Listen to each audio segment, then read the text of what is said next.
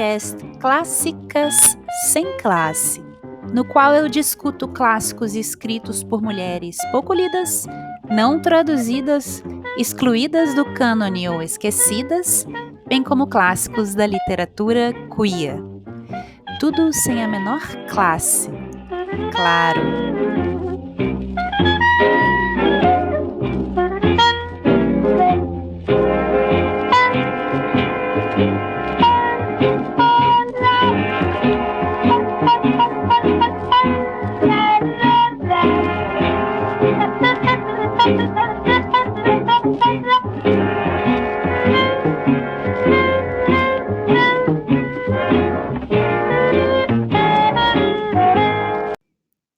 No episódio anterior, eu falei sobre a escritora brasileira Carmen Dolores, pseudônimo de Emília Moncorvo Bandeira de Melo, e sobre seu romance A Luta, publicado originalmente em folhetim em 1909.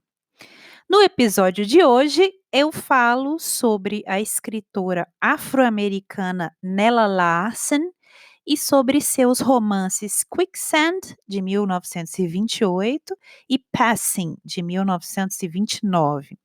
Mas antes, eu gostaria de agradecer a todos que compartilharam o último episódio do podcast nas redes sociais e, em especial, a Nádia, do perfil As Vírgulas, que mencionou o nosso desafio literário Bingo Sem Classe no primeiro episódio do podcast dela, também chamado As Vírgulas. Obrigada! Bom, e agora vamos ao que interessa, que é saber quem foi Nella Larsen.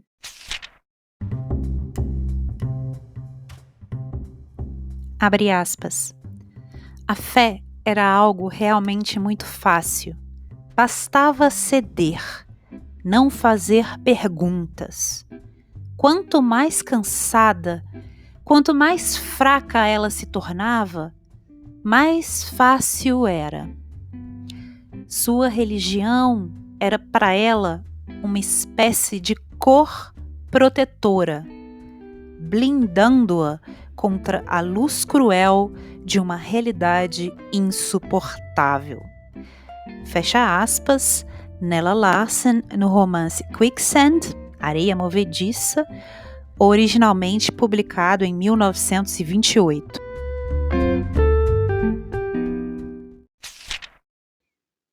Nella Larsen foi uma escritora nascida em Chicago, nos Estados Unidos, em 13 de abril de 1891, filha de pais imigrantes. Sua mãe, Mary Hanson, era uma mulher branca proveniente da Dinamarca e seu pai, Peter Walker, era um homem miscigenado proveniente das Índias Ocidentais dinamarquesas, também conhecidas como Antilhas Dinamarquesas, uma antiga colônia dinamarquesa localizada no Caribe e composta pelas ilhas de São Tomás, São João e Santa Cruz. Quando Nella nasceu, a família morava em um bairro predominantemente branco de classe trabalhadora no subúrbio de Chicago.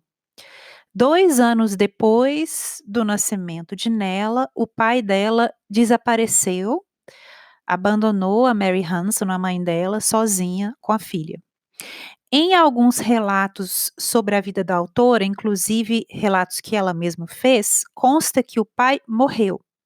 Mas os biógrafos mais recentes dizem que ele abandonou a família. A mãe de Nella Larsen logo se casou novamente, dessa vez com um homem branco dinamarquês, Peter Larsen, com quem ela teve outra filha chamada Anna. Nella, cujo nome de nascimento era Nellie Walker, o sobrenome do pai, passou então a adotar o sobrenome do padrasto, Larsen, e assinava o nome em diferentes versões. Nelalitea Larsen, Nelly Larson, Nelly Larsen, antes então de se estabelecer e ficar mais conhecida pelo nome Nella Larsen. A família mudou-se para um bairro também predominantemente branco, de imigrantes alemães e escandinavos, mas passaram a sofrer discriminações por causa de Nela e tiveram que se mudar novamente para uma região mais miscigenada. Alguns biógrafos dizem que eles se mudaram para uma região onde era a área da prostituição da cidade. E alguns biógrafos dizem que a mãe passou a negligenciar nela e dizer que ela não tinha dado à luz àquela menina miscigenada. Desde cedo, Nela enfrentava não só essa negligência dentro da família, como também dificuldades para se definir em termos raciais. E essa questão virá a marcar a sua ficção no futuro, como nós veremos quando eu falar sobre os 2 romances dela. Como filha de uma família de imigrantes brancos, ela era considerada muito branca para ser completamente aceita pelo movimento negro. E, ao mesmo tempo, ela não era considerada branca pela comunidade local, tal como eram sua mãe e sua irmã Ana. E essa dificuldade para se entender, vocês vão ver, marcará muito os romances dela. Segundo o biógrafo George Hutchinson, Nella passou a conviver com colegas negros apenas quando ela se mudou de Chicago e passou a morar em Nashville, no Tennessee, em 1907, ocasião em que ela passou a frequentar um programa de formação de professores na universidade, na Fisk University, uma universidade historicamente negra. Em 1908, Larsen foi, porém, expulsa da universidade, do curso, por violação dos códigos de vestuário da universidade, que eram especialmente rígidos para as mulheres. Não se sabe muito bem precisamente o que aconteceu, o que ela fez, mas o que se sabe é que Nela fumava, gostava de usar vestidos curtos e era muito crítica com relação à religião e às igrejas.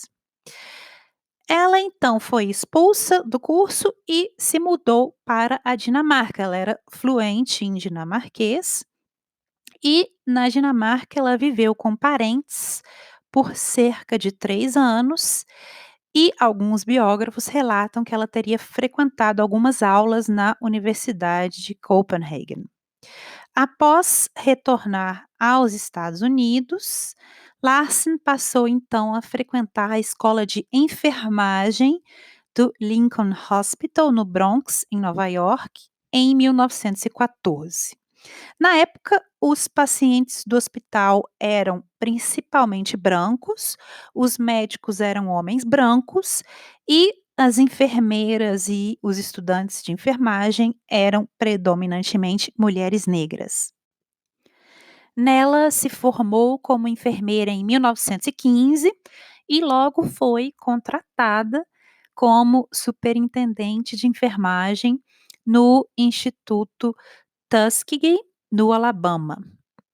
Em 1916, ela retornou a Nova York, onde trabalhou por 2 anos como enfermeira no Lincoln Hospital.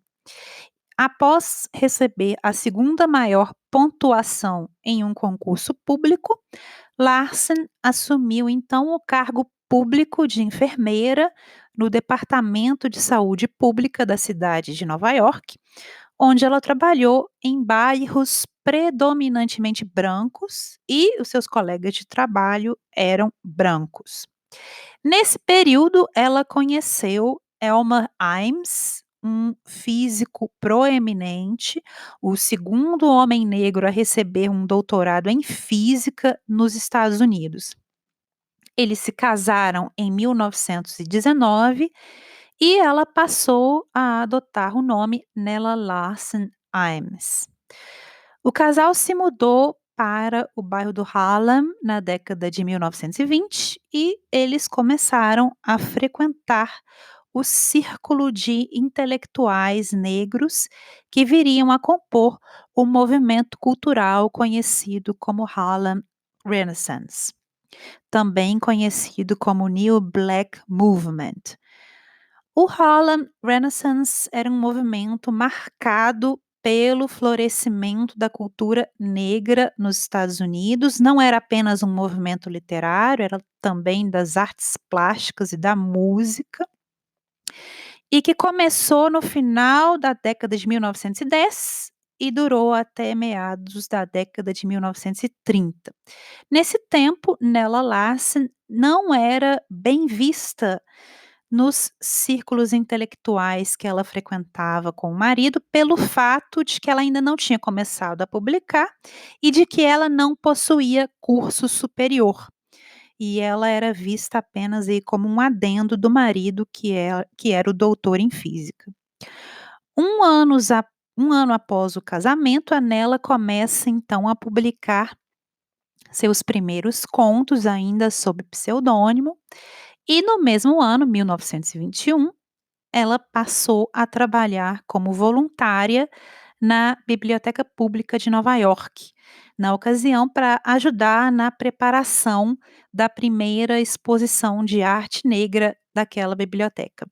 Ela então se empolgou e se matriculou no programa de biblioteconomia oferecido pela Biblioteca Pública de Nova York em conjunto com a Columbia University e se formou em 1923. Nella Larsen é considerada a primeira mulher negra a se formar nesse programa da Biblioteca Pública de Nova York. Ela sempre gostou de ler e, uma ocasião, ela mencionou que seus autores favoritos eram Marcel Proust e Thomas Mann. Em 1925, Larsen tirou uma licença sabática do cargo de bibliotecária por motivos de saúde e aproveitou a ocasião para começar a escrever o que viria a ser o seu primeiro romance. Em 1926, por causa dos contatos que ela já começou a ter no meio literário, ela pediu demissão do cargo como bibliotecária para então poder se dedicar à escrita. E em 1928 ela publicou seu primeiro romance, Quicksand, Areia Movediça. Por esse romance, ela ganhou a medalha de bronze, o segundo lugar, da Harman Foundation, o que lhe garantiu aí uma posição como uma importante figura literária do movimento do Harlem Renaissance. Já no ano seguinte, em 1929, ela publicou então seu segundo romance, Passing, e ambos tiveram um sucesso de crítica. Em 1930, no que viria a ser o auge da sua carreira, Larsen publicou o conto Sanctuary, Santuário, na revista Forum, e, por causa dele, foi acusada de plágio. Alegaram que o enredo básico do conto de Nella Larsen se assemelhava muito ao conto Mrs. Addis, da escritora britânica branca Sheila K. Smith. Conto esse publicado originalmente no Reino Unido em 1919, e alegaram ainda que não apenas o enredo básico, como também algumas descrições e parágrafos eram muito semelhantes. Uma diferença, porém, é que enquanto o conto de Kay Smith trata de discriminação de classe no contexto britânico, o conto de Larsen trata de discriminação de raça no contexto norte-americano e é mais explicitamente um conto político. Nenhuma acusação de plágio foi comprovada E naquele mesmo ano, em 1930, Larsen foi agraciada com a prestigiosa Guggenheim Fellowship, e ela é considerada a primeira mulher afro-americana a receber essa bolsa de estudos. Ela usou a bolsa para pagar por um período sabático na Europa. Ela estava tendo alguns problemas no casamento e viajou para a Europa, viveu lá por cerca de 3 anos. Grande parte desse período ela passou em Paris, onde ela trabalhou em um romance sobre um triângulo amoroso entre personagens brancos, mas ela nunca chegou a publicar esse livro. O livro não foi aceito pela editora. Nesse tempo, ela permaneceu separada do marido e até então o casal nunca tinha tido filhos. Enquanto ela estava na Europa, o marido permaneceu nos Estados Unidos e se mudou para Nashville para assumir um cargo na Fisk University. E, quando retornou a Nova York de sua longa estadia na Europa, Larsen descobriu que ele mantinha um caso extraconjugal com uma colega de trabalho. Em 1933, o casal então se divorciou e Larsen passou a receber uma pensão alimentícia que lhe deu aí alguma segurança para que ela não precisasse trabalhar e pudesse se dedicar à literatura. Ela, porém, nunca mais publicou nem livros nem contos e viveu isolada dessa pensão, apenas com essa pensão, e recebeu essa pensão até o falecimento do ex-marido, o que ocorreu em 1941. E a partir de então, Larsen voltou a trabalhar como enfermeira para se sustentar. Nesse período, ela estava sofrendo de depressão. Alguns biógrafos dizem que ela tentou se matar se jogando de uma janela, mas era um andar muito baixo e ela não teve sequelas. E ela também parou de escrever, se isolou, como eu disse, e deixou de frequentar os círculos literários daquela época. Ela ficara muito ressentida com a acusação de plágio e também com a separação e com a infidelidade do marido, e ela sentia que não queria mais participar do que ela via aí como uma fogueira de vaidades, porque também houve uma série de fofocas ali no grupo de intelectuais aos quais ela pertencia com relação a essa infidelidade, a situação conjugal dela. E como ela não precisava da literatura para viver, ela cortou o contato completamente com esse meio literário e sumiu do mapa. Nella Larsen morreu de ataque cardíaco sozinha em seu apartamento no Brooklyn em 30 de março de 1964, aos 72 anos. Depois desse caso de plágio, como eu disse, ela nunca publicou novamente e todos os seus manuscritos foram perdidos.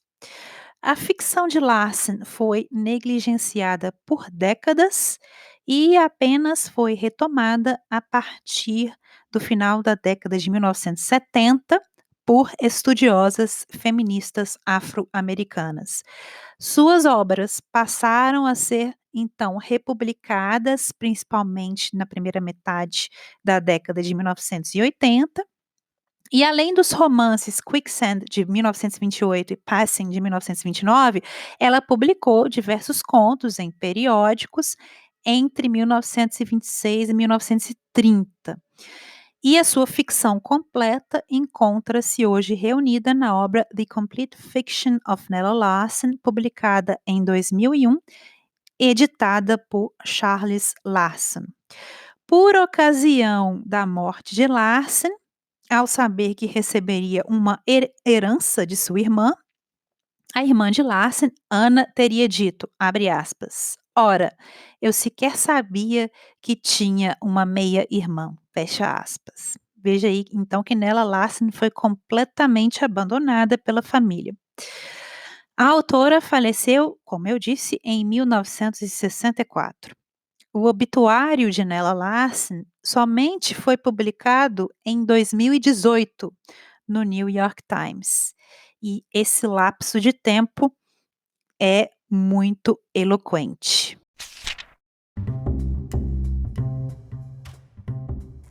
Abre aspas.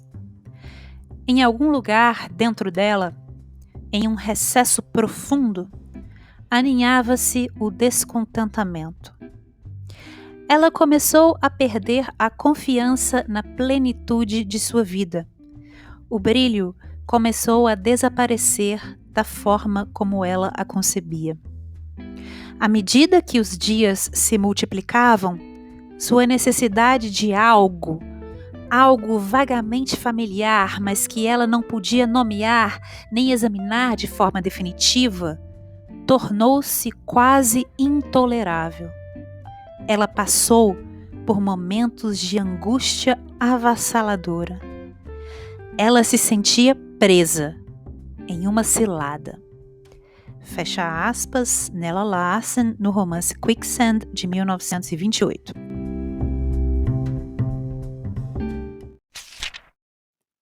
O primeiro detalhe que nós não podemos deixar de notar no romance Quicksand, da Nella Larsen, Areia Movediça, de 1928, é quão autobiográfico esse romance é. A protagonista, Helga Crane, tal como Nella Larsen, é filha de uma mãe escandinava e de um pai negro que abandona a família quando Helga é apenas uma criança. Quando a história começa, a Helga é uma mulher de 22 anos, insatisfeita com a sua vida, e nós vamos saber sobre a vida dela numa narração que vai e volta no tempo de forma fragmentada.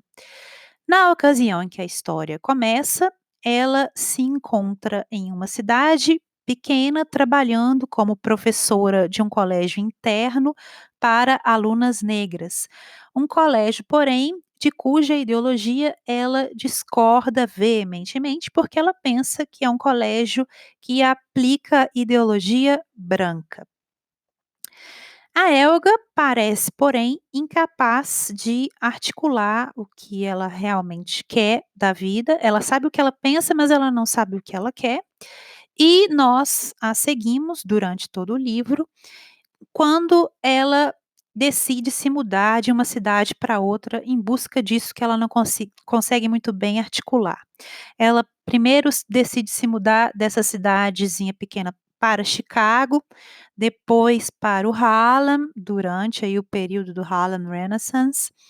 Depois, mais tarde, ela se muda para a Dinamarca, depois volta para Nova York e finalmente ela se muda para o Alabama, em uma jornada em que a personagem está aí em busca de sua identidade e não só isso, de uma aceitação social. 2 aspectos que estão constantemente em conflito por todos os lugares em que ela passa. Ou ela aceita uma identidade ou ela é aceita socialmente. As 2 coisas ela nunca é capaz de ter, em razão de definições externamente impostas de raça, gênero e sexualidade.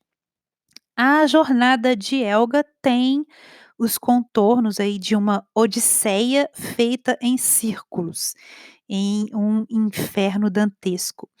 Quicksand é um romance sobre a busca de uma pessoa por sua identidade em diversas sociedades que são, de uma maneira ou de outra, marcadas por instituições opressivas de raça e de gênero.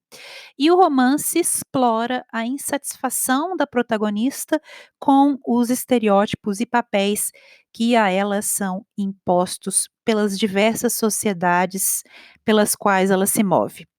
Helga se sente presa em cada uma das identidades que ela experimenta nesses lugares. Como filha, ela se sente rejeitada e alienada ali da vida daquela família. Como professora, ela se rebela contra as estruturas de pensamento branco impostas na escola em que ela leciona. Como sobrinha de um tio branco, ela também sofre racismo e é rejeitada. Como uma pessoa miscigenada no Harlem, na década de 1920, ela é vista como suspeita, não completamente negra. Como mulher negra na Dinamarca, ela é tratada como um animal exótico, um animal selvagem. E como amante, ela é descartada pela série de homens que passam pela vida dela. Finalmente, quando ela se casa como esposa e mãe, ela se sente limitada, conscrita a um papel que é mais externamente imposto a ela do que propriamente aceito por ela. A jornada de Elga ilustra os muitos problemas enfrentados por uma mulher miscigenada ao tentar estabelecer sua identidade a partir de estruturas racistas e patriarcais. A personagem está constantemente presa em um não lugar, fora das linhas estritas e rígidas que dividem categorias que nunca a abarcam completamente, categorias de raça e gênero. E ao mesmo tempo, esse não lugar se impõe a ela como um rótulo do qual é difícil escapar. Helga Helga, né, se sente como uma outsider em todos os lugares pelos quais ela passa. Ela se sente externamente limitada, tanto em sua busca por definir sua identidade racial, quanto em sua luta para obter autonomia sexual como mulher. Em cada um dos lugares em que ela vive, Elga é forçada a enfrentar uma série de estereótipos que a confinam, a reprimem e a exploram. O estilo de escrita desse livro é muito direto, muito corajoso, muito amargo, sem rodeios e sem subterfúgios. É o principal destaque do romance para mim é o estilo de escrita. Stella Larsen vai não apenas colocar o dedo na ferida, mas vai cutucar essa ferida aí até o fundo.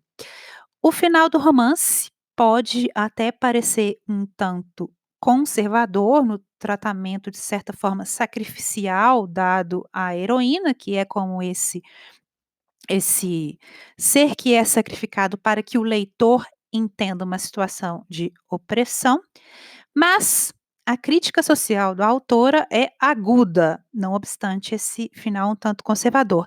Ela explora os modos limitados e limitadores vigentes à época de definição de raça, classe, papel social e de representação da sexualidade feminina.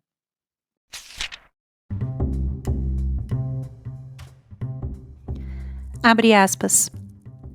As aparências, ela sabia agora, às vezes tinham uma forma de não se encaixar aos fatos. Fecha aspas, Passing, de 1929.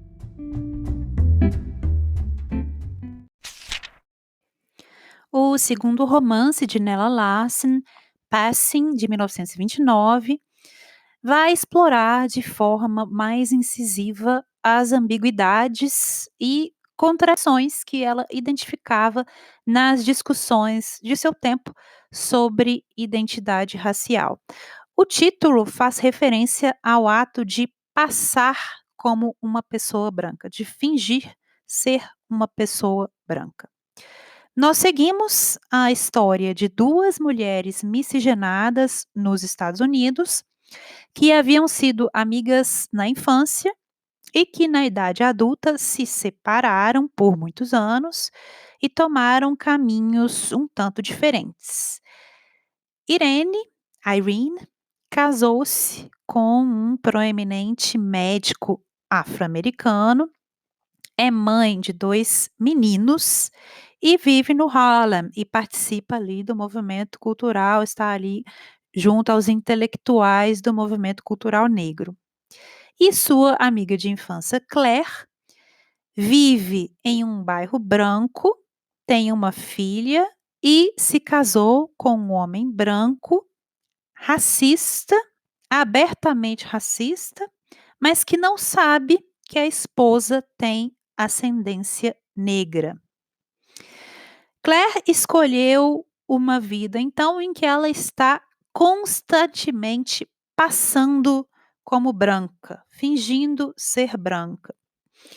Enquanto Irene assume a própria identidade na maior parte do tempo e apenas escolhe passar como branca quando isso lhe é necessário, por exemplo, quando ela tem que acessar espaços segregados. Vocês têm que lembrar aí que o romance foi publicado em 1929, antes do movimento pelos direitos civis nos Estados Unidos.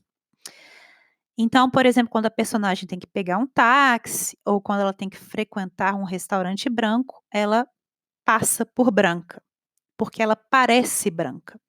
Mas para um racista, como o marido de Claire, ela não seria considerada branca, apesar de ter a pele branca, porque ela tem ascendência negra. Esse é o conflito principal das personagens no romance.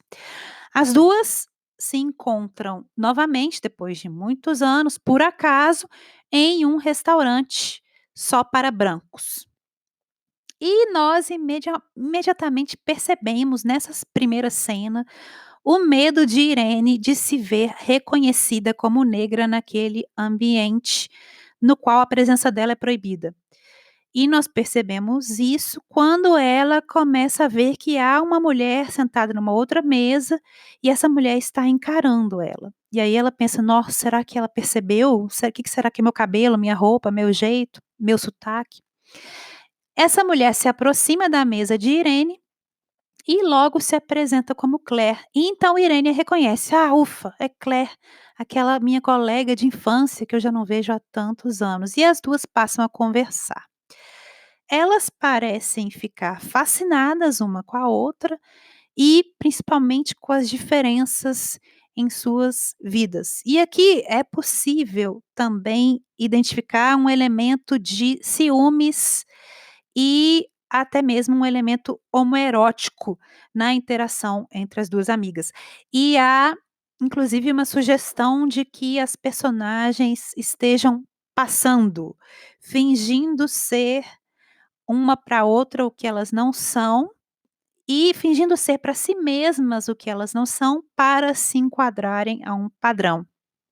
E elas estão passando não apenas em relação às suas identidades raciais, como também às suas identidades sexuais. E aqui eu vou, citar um trecho em que a todo momento a Irene repete a sua fascinação, a sua atração pela Claire e ela não consegue resistir a essa atração. E ao mesmo tempo a Claire a busca constantemente, quer o contato da Irene constantemente. Aí eu vou citar um dos trechos em que a fascinação da Irene pela Claire fica, hã, clara. É uma fascinação que ela sente uma coisa estranha, uma coisa que ela não consegue classificar. Abre aspas.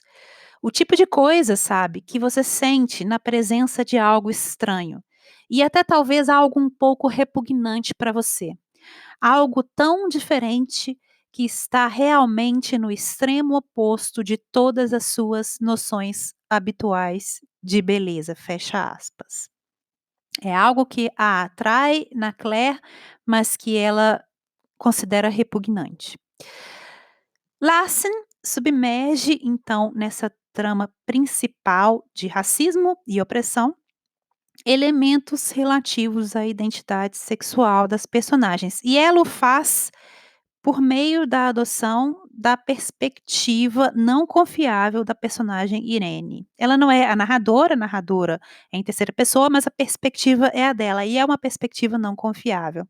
Aos poucos, fica claro que a Irene, de certa forma, filtra seus sentimentos e apresenta os fatos de uma maneira que talvez lhe seja mais conveniente, mas não seja a maneira mais objetiva. Talvez ela também esteja passando como algo que não é para o leitor e para si mesma. Talvez ela não queira assumir aí a verdadeira natureza dos sentimentos que ela nutre pela Claire. Sejam esses sentimentos o desejo, o ciúme, a inveja ou a raiva. O livro, em boa medida, se equilibra então nessa tensão entre as duas mulheres e essa tensão se expressa ora como atração, como desejo, ora como competição, ora como frustração desse desejo, dessa atração. Esse elemento homoerótico, ele é muito direto de se perceber, logo no início eu pensei: "Pô, isso aqui, né, eu tô lendo uma história lésbica". Mas ele não é, porém, o foco da narrativa, e ele vai se diluir aí a partir da segunda metade do livro, ao longo do enredo, em que o desejo de uma personagem pela outra acaba por se transmutar em um desejo de uma se tornar a outra, ou de roubar a vida da outra. E a gente não sabe muito bem porque a Irene não é confiável, a gente não sabe muito bem se esse desejo se dilui porque ela está reprimindo o que ela sente. Então, a autora deixa isso ambíguo. E nós podemos interpretar esse elemento, por outro lado, como uma espécie de sentimento de inferioridade da Irene em relação a Claire. Ela tem esse fascínio pela Claire, mas é pelos elementos na Claire que ela identifica com a cultura branca. Talvez o fascínio que ela sente pela amiga, que parece sempre se apresentar somado aí a um sentimento de repulsa, talvez esse fascínio seja uma internalização de um padrão de beleza branco, uma fascinação por Claire tal como ela é vista e aceita pelos brancos, o que reflete talvez um ódio internalizado da Irene por si mesma. Mas a autora não deixa isso claro. Quando Irene descobre que o marido de Claire é racista, essa é para mim o ponto alto do livro, é a cena mais forte, é aquela cena de arrepiar os cabelos, porque a dela lá, assim, ela é muito direta, ela não poupa palavras, ela é muito crua. Então, quando a Irene descobre que esse marido é racista, ela fica furiosa com o cara e com a própria Claire, pelo fato de a amiga ter se sujeitado a viver daquela forma e a ser tratada daquela forma.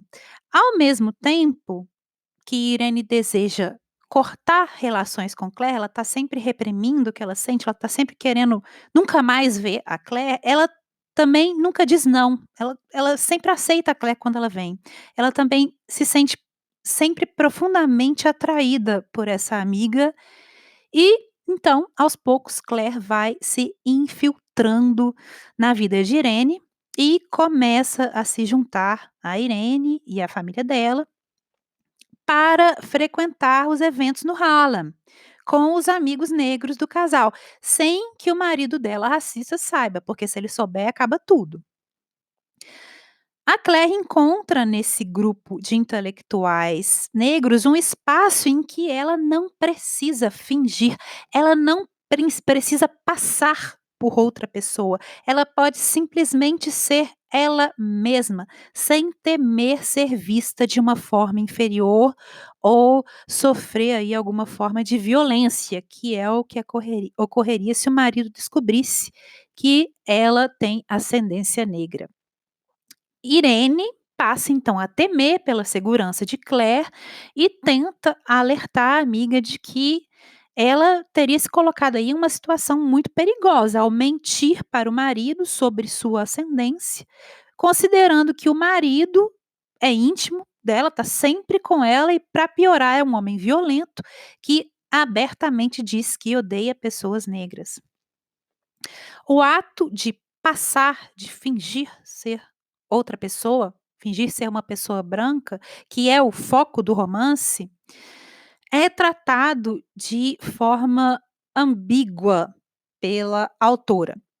Ele pode ser lido como uma forma legítima de resistência a um sistema repressivo, uma forma de burlar e subverter o sistema pela qual a pessoa oprimida tem um conhecimento maior do que a pessoa opressora, e uma forma de escolha da própria identidade de acordo com a própria conveniência.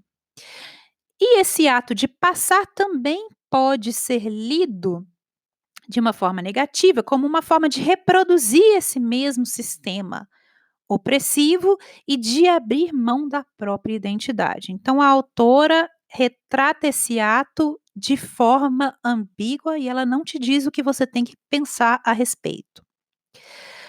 Trata-se de um romance sobre o ato de se ter imposta sobre si uma definição do que se é. de se ser definido por outras pessoas a partir do que elas veem e dos preconceitos que elas carregam e projetam em você. E é um livro também sobre o desejo de se transcender essa definição imposta externamente e de se tentar exercer alguma liberdade de escolha sobre essa definição e sobre o que ela compreende. É um livro em que as personagens são encaixadas em categorias cujos limites são construídos por outras pessoas e não por elas mesmas. E é um livro sobre o desejo dessas personagens de transcenderem esses limites. É um livro sobre a dificuldade de se encontrar um espaço de autodefinição em meio a papéis socialmente pré-determinados de raça e de gênero. É um romance sobre mulheres que, ao mesmo tempo, ameaçam as categorias de uma sociedade polarizada racialmente e continuam presas nessas mesmas categorias raciais.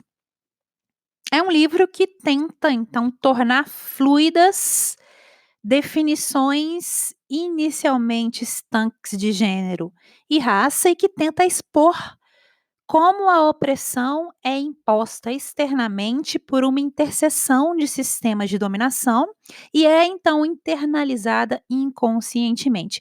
E aqui também temos uma das instâncias do ato de passar, que é internalizar a opressão. Ao retratar o ato de passar como uma espécie aí de oscilação entre diferentes categorias, Nella Larsen expõe a ideia de identidade racial como processo e, ao mesmo tempo, sugere a fragilidade e a irracionalidade da ideologia racial americana naquela época.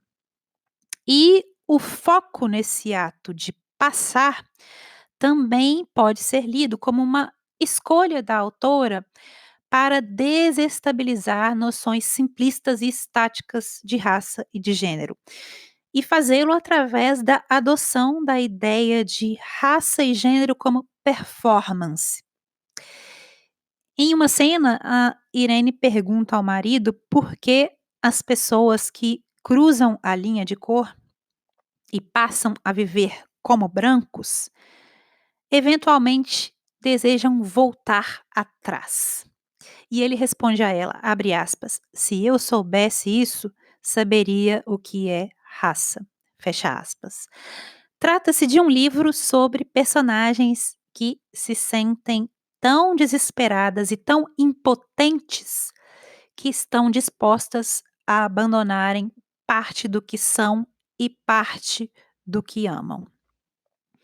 Outro aspecto interessante do livro é a forma como a autora explora a dualidade entre as duas personagens, entre Irene e Claire, quase como se elas fossem doppelgangers aí uma da outra. E o próprio ato de passar sugere que as personagens formam duplos de si mesmas para se encaixarem em determinadas situações. Então, a Claire é duas coisas ao mesmo tempo. Ela é predominantemente uma mulher afro-americana, mas quando ela precisa, ela passa como uma mulher branca. E assim também a sua amiga Irene. Nesse ponto, quanto à ideia do duplo, o romance de Nella Larsen me lembra o livro Sula, de 1973, de Toni Morrison, que é um livro também centrado na vida de duas amigas, Nell e Sula, que tomam caminhos diferentes.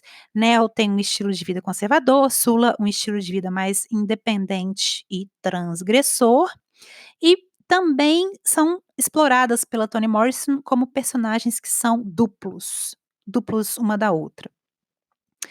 E além do tema do duplo, todos esses livros, tanto Sula, de 1973, de Toni Morrison, como também os dois livros da Nella Larsen, Passing, de 29 e Quicksand, de 28, tentam explorar o tema da sexualidade da mulher negra sem cair no estereótipo criado por autores brancos, que é o estereótipo da mulher negra promíscua.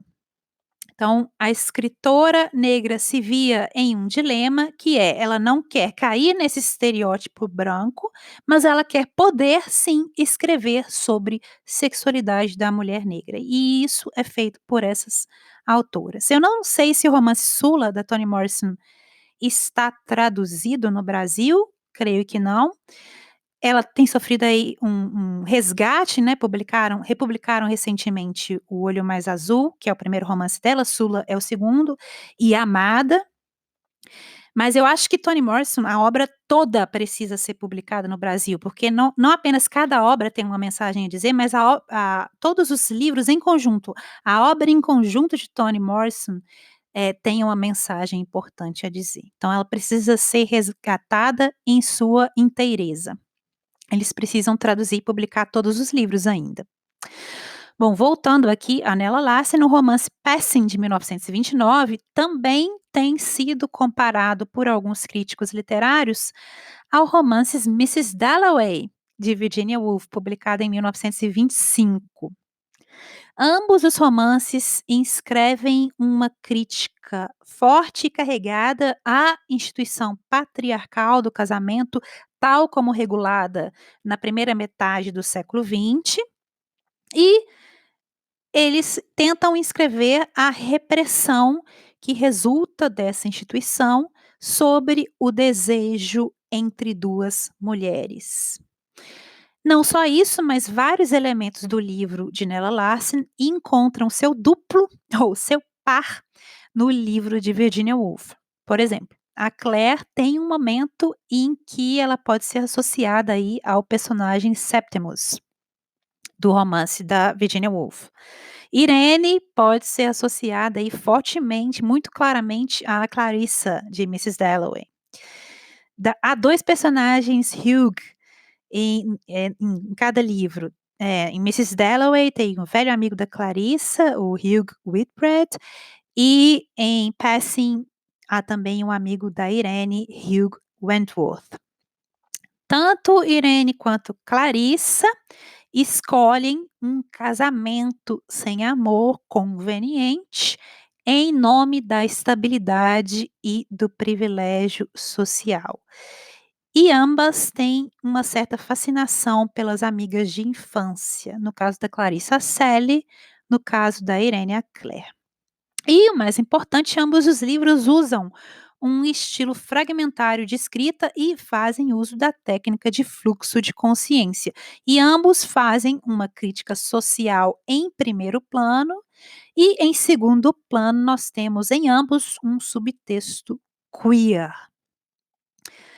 Pois bem, o romance Passing, de Nella Larsen, está sendo adaptado para o cinema e o filme tem previsão de estreia ainda para esse ano de 2020.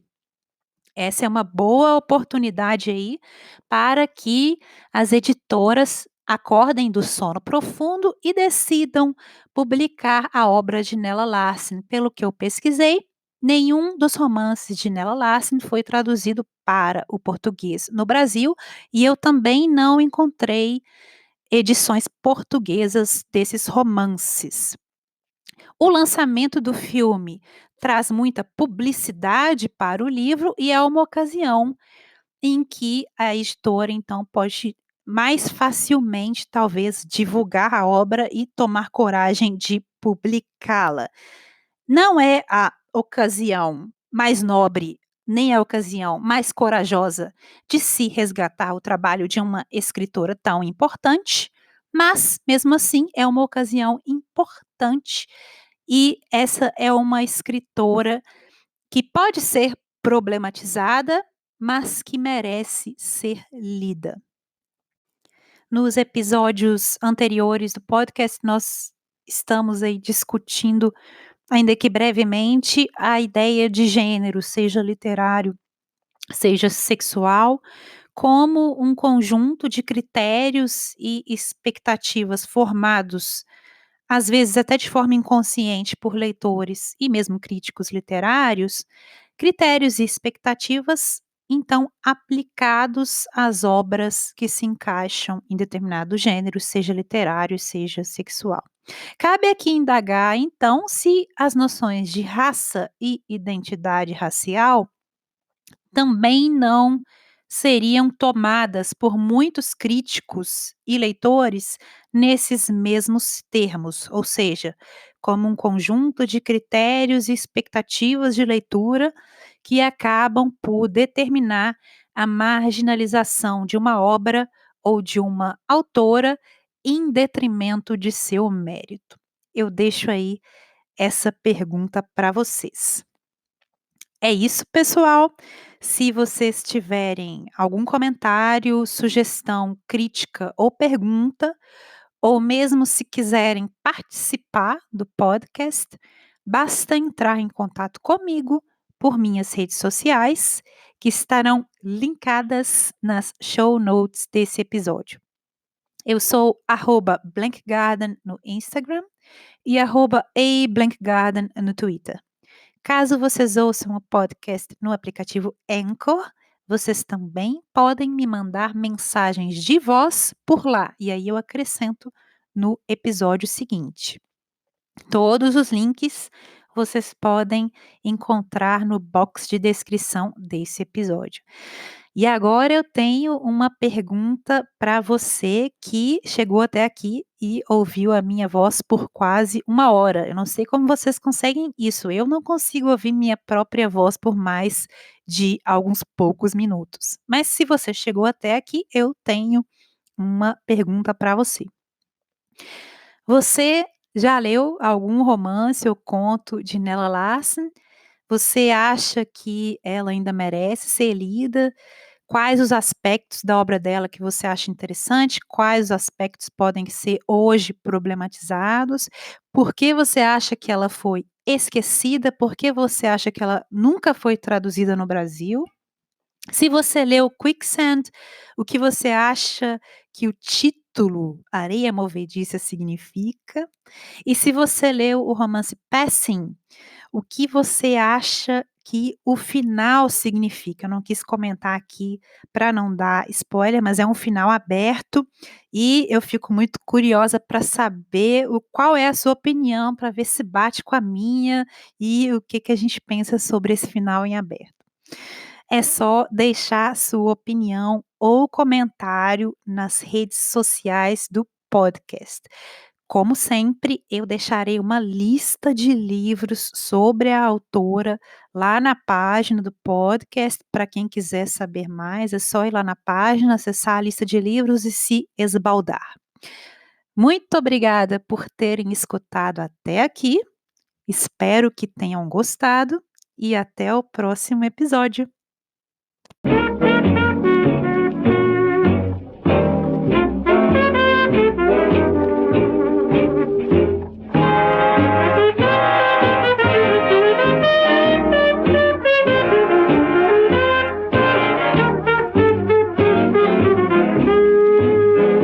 Esse episódio foi escrito, produzido e apresentado por Juliana Brina em fevereiro de 2020. A música tema foi baseada na peça Echoes of Harlem, composta em 1935 por Duke Ellington, um dos mais conhecidos compositores do movimento Harlem Renaissance.